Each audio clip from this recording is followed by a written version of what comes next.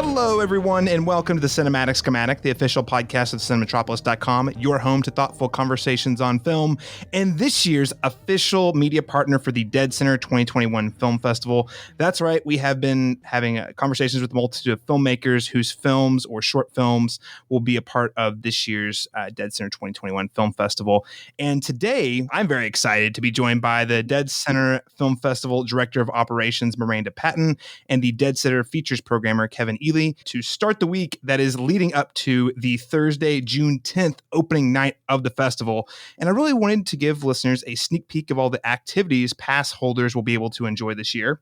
A couple of other things we're going to hit on here. We're also going to talk about the must-see films of this year's festival before closing out our exclusive conversation with Miranda and Kevin with a few insider tips and tricks to consider once you've purchased your pass or ticket for the festival.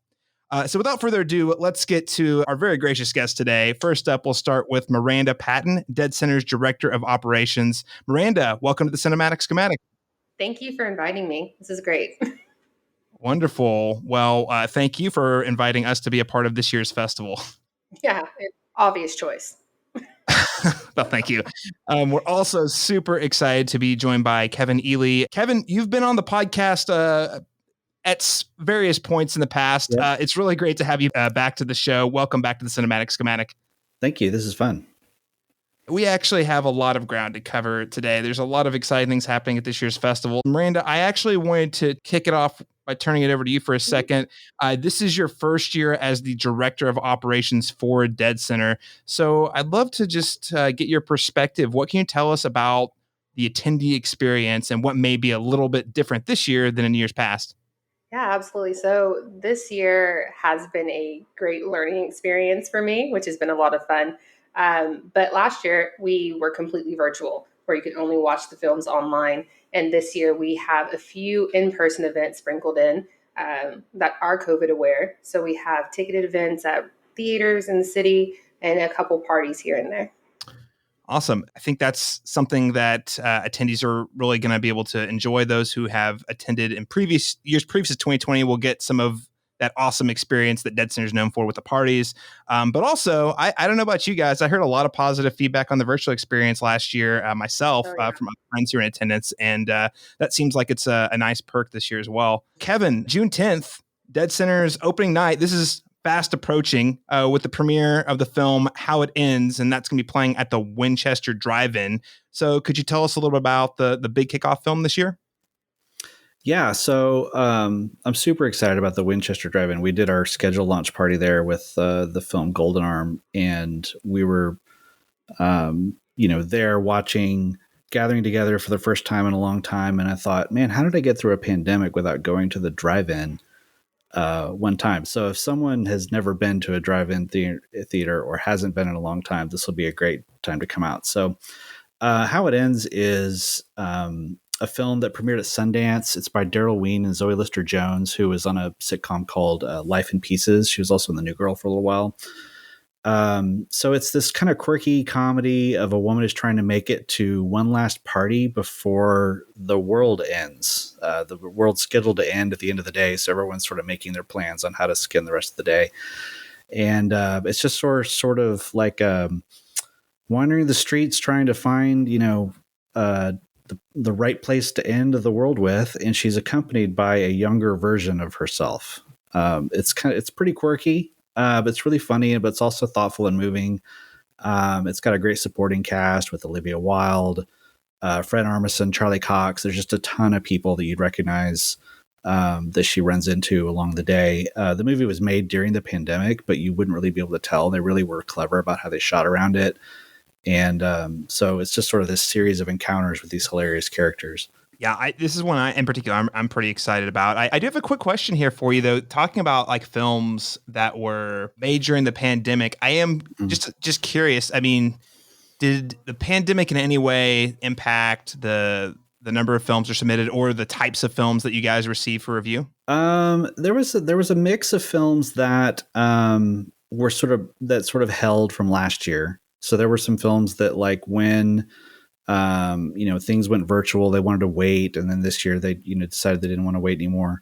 There were definitely a lot of films that were made during the pandemic. It's been really interesting to see all the different approaches to that. We have a few in the program that are different ways. We were trying not to, we all lived it the last year, so we're trying not to relive it too much. So if we're going to have something that actually reflected that time, we wanted to make it refreshing. So, for instance, there's a movie called The End of Us that's about a couple that breaks up the night the shutdown begins, and they live together. So they're forced to quarantine together after breaking up.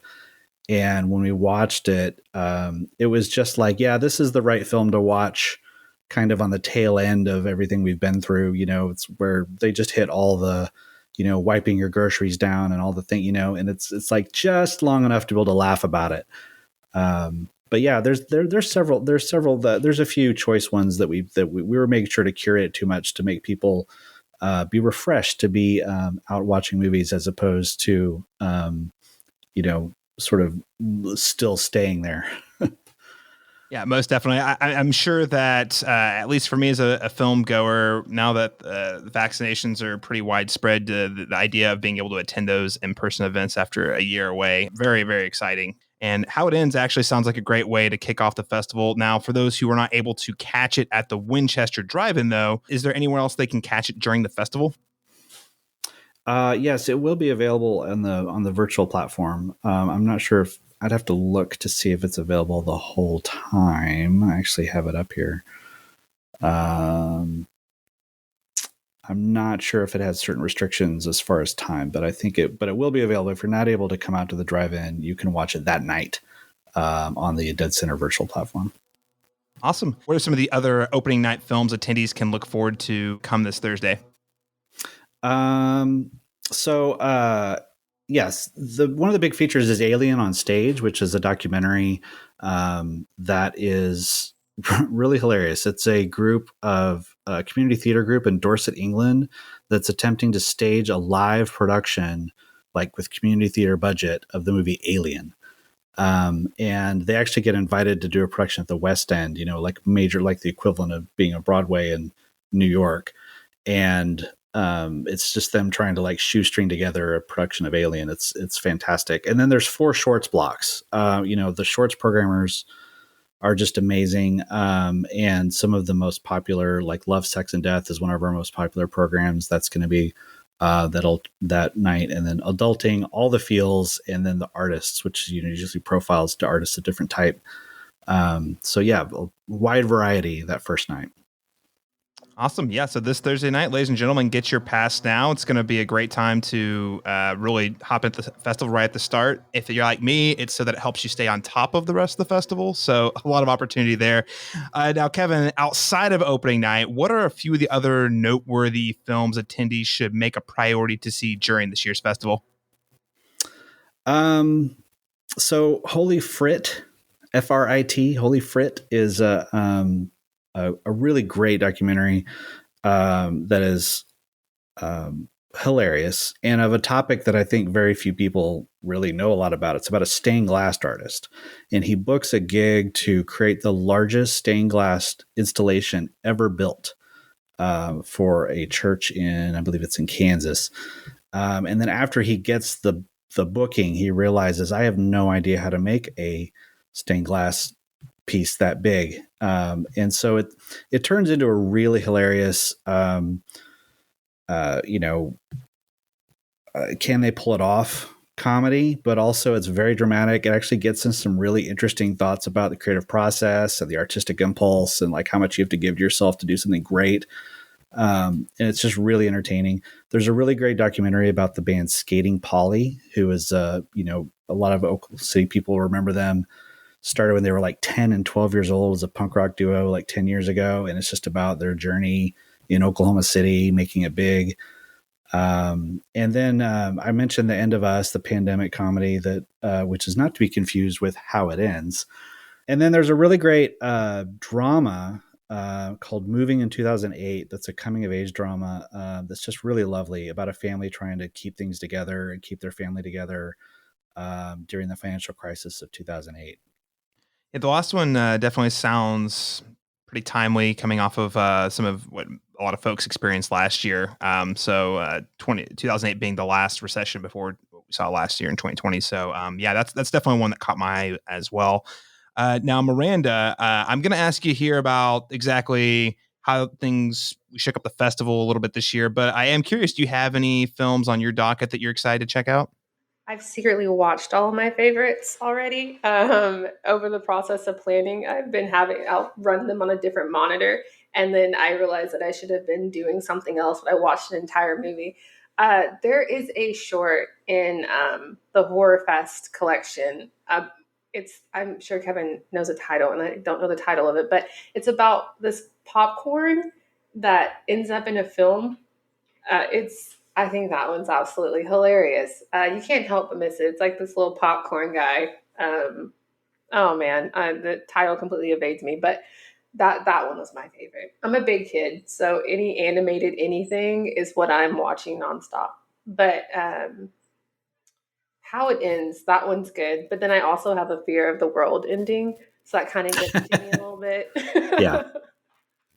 Yeah. Yes. Listen, at least we're framing it through like the lens of a dark comedy this time around, I would say. Exactly. There's some humor in it, so you can giggle a little bit, but then as you're trying to fall asleep, you start to think about it too much.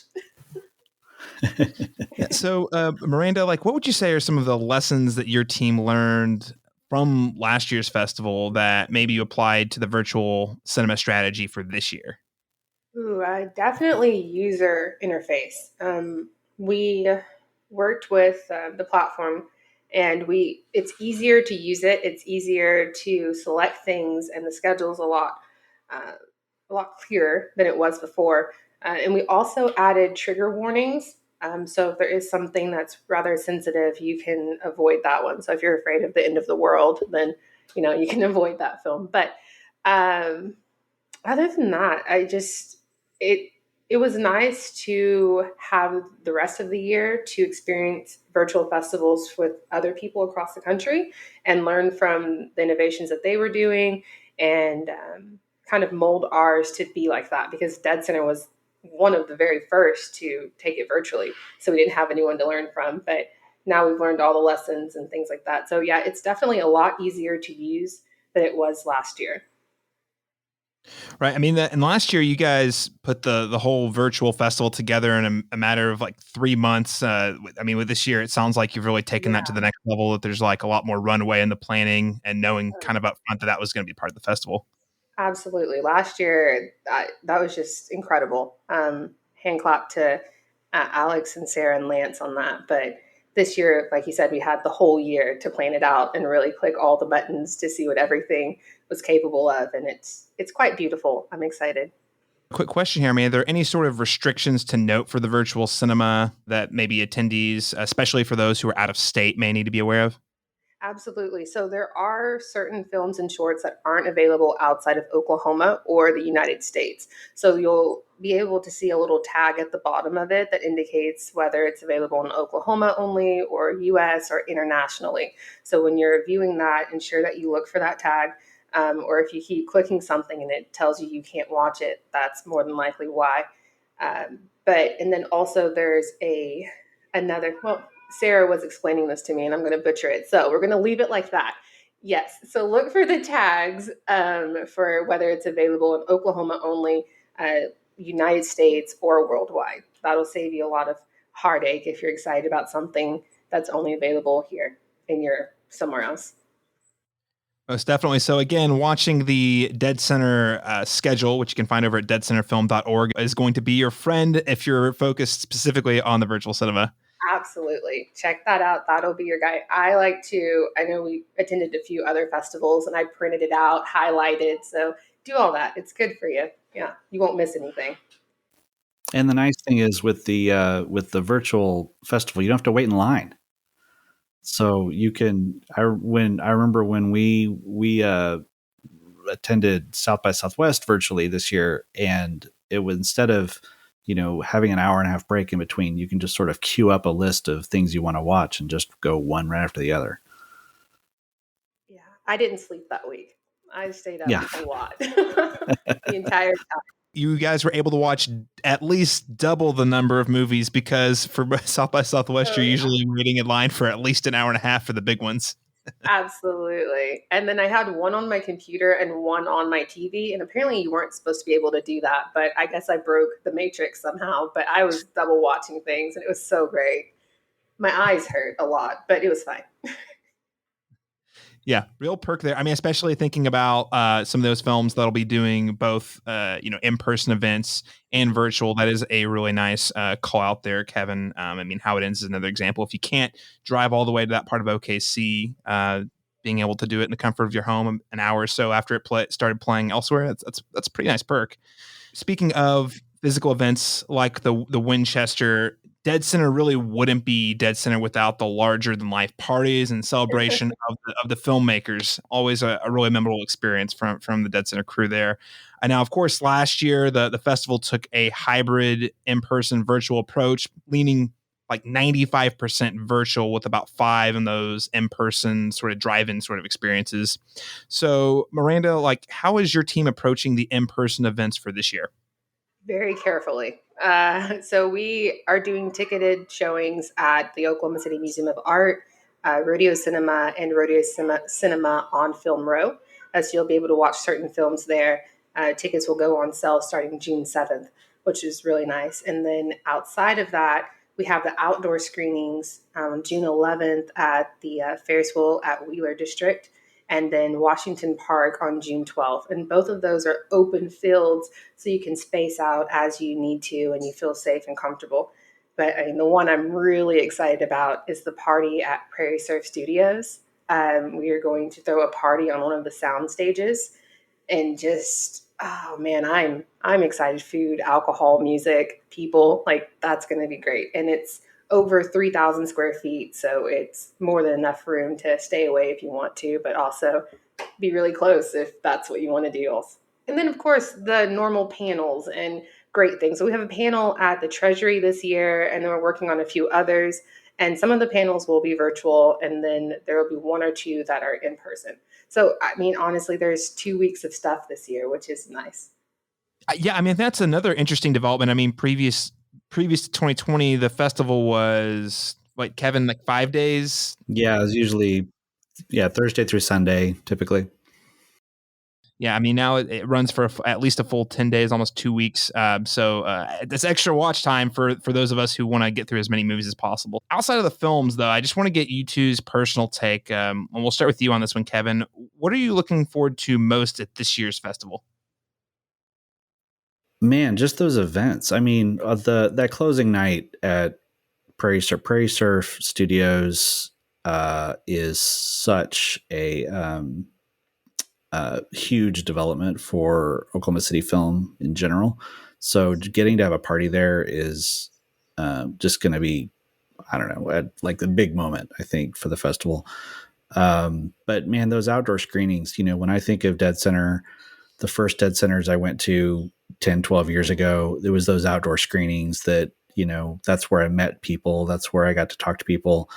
That's where the community happened. And so to be able to really do those big outdoor screenings again and have a little more freedom of being around each other and, Summer of Soul at Booker T. Washington Park is going to be such an incredible experience. And I think that's just going to be the capstone of, an amazing week. But then I also like getting to do like special screenings like Mickey Reese's film Agnes at the Rodeo. He premiered a film at Tribeca. This is like a, homegrown talent that's going to break out this year. And and getting to have that screening where the filmmakers in attendance and you get to talk to them, interact with them is something that we really missed last year, just because even if we had the screenings, you couldn't really interact that much. So just getting to actually kind of feel like the things that make a film festival special, getting back to that. Everything Kevin said.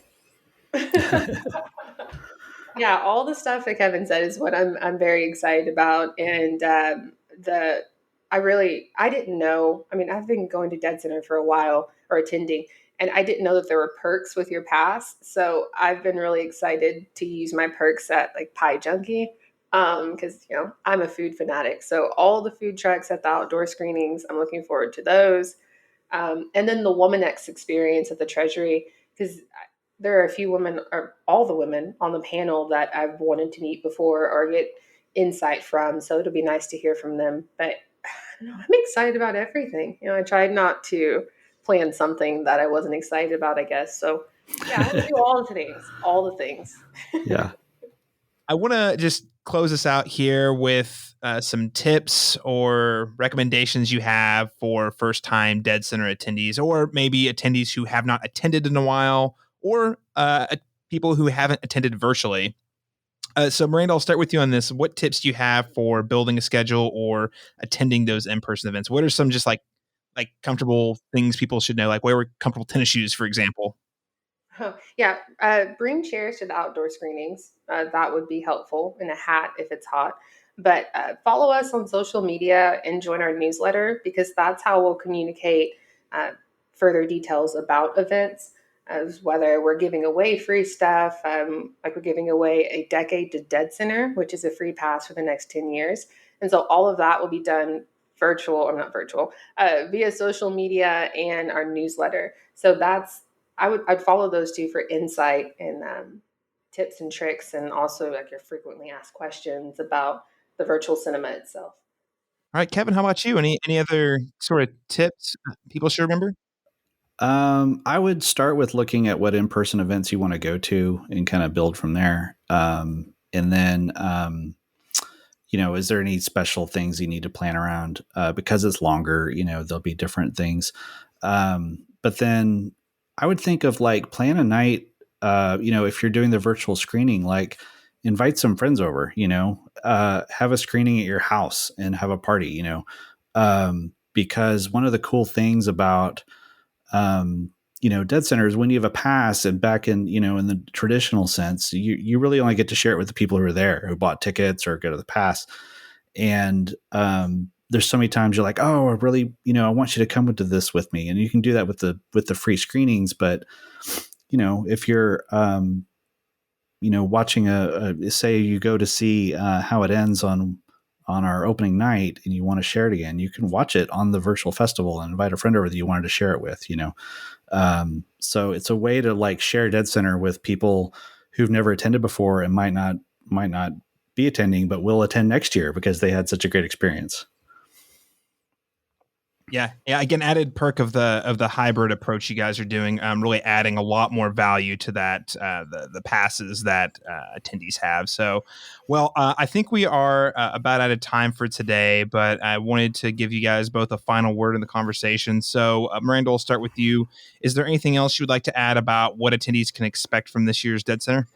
Yeah, we're offering babysitting for our Prairie Surf party and other parties. Yeah, so if we partnered with Recess OKC, and they're offering babysitting at a drastically reduced rate, so they'll watch your kid from 10 to 3 a.m. So, wow, for children, yeah, till 3 a.m. Wow, yeah. That is awesome. The party goes until 2, and then they'll be open until 3 a.m. So that's amazing. Yeah. Seriously, for those late stragglers who stay right up until 2, you've got an hour to pick up your kids. Yeah. Kevin, how about you? Any closing thoughts you'd like to leave our listeners with today? Man, as a parent, I don't think I can top babysitting. That's amazing. I don't know. Like that's amazing. No, I mean, if you haven't been out to see a movie in a long time, if you haven't, if you're ready to start engaging with people again, you haven't really done anything like this, like, man, this is the time, because Miranda and the team and everybody is going to do such a great job of making sure everything is safe for the people that, that everyone's accounted for, and all the protocols are there that we need. And, man, it's time to party. Mm-hmm. Absolutely. And on that note, it's time to party. I think that will conclude today's conversation. So, Miranda, thank you so much for joining us on the Cinematic Schematic today. Thank you for inviting me. This is fun. I get why you love it. That was great. Awesome. And Kevin, thank you. It's always a pleasure to have you on. Thanks for rejoining us today. Yeah, always a pleasure. Wonderful. Well, listeners, with tips like that, what are you waiting for? You can head on over to deadcenterfilm.org today. You can just pause the podcast or just let it play out in the next 30 seconds and head on over to deadcenterfilm.org to buy your pass and begin building out your full Dead Center Film Festival schedule. And of course, as Miranda mentioned here, passes come with perks for over 15 local businesses and access to the virtual cinema for the duration of the full film festival. So again, I think all the tips that Kevin and Miranda provide today are really applicable if you want to go see a movie at an in-person event and then watch it again later before the festival is over. That opportunity is there. And for more thoughtful conversations that excite, inspire, and connect filmmakers and film enthusiasts across Oklahoma, you can subscribe to the Cinematic Schematic via your preferred podcast app, including Spotify, Apple Podcasts, or you can go wherever your podcasts are found. Thank you so much for tuning in, and we'll catch you again next time.